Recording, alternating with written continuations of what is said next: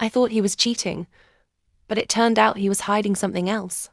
My boyfriend Jake and I have been together for 3 years, and our sex life has always been pretty good until a few months ago.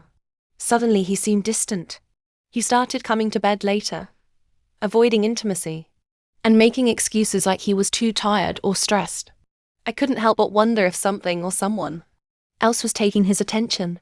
One night he said he was going out with friends, but when I texted him to ask how it was going, he didn't reply for hours. By the time he came home, he was fidgety and nervous. I tried to brush it off, but my gut was screaming at me. Something wasn't right. The next day, when he went out again, I couldn't help myself. I snooped on his laptop. I thought I'd find messages or pictures that proved he was cheating. But what I found shocked me in a completely different way.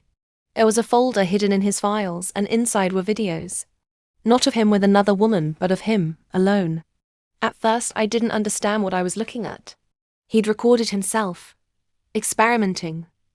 Toys, outfits, things I never knew he was into. I couldn't believe it. I felt a mix of confusion, curiosity, and embarrassment. When he got home, I confronted him, and he looked like he wanted to disappear. He finally admitted that he'd been exploring a side of himself he was too scared to talk to me about. He wasn't cheating, he was trying to figure out his fantasies on his own, because he didn't know how I'd react. I didn't know what to say at first, but as we talked, I realized how vulnerable he was being. He opened up about his fears and how much he wanted to share this part of himself with me, but didn't know how. Instead of being angry, I told him I wanted to explore it together. That night, we had one of the most open and intimate conversations we've ever had, and let's just say it didn't stop at talking. Since then, our relationship has reached a new level of trust and excitement.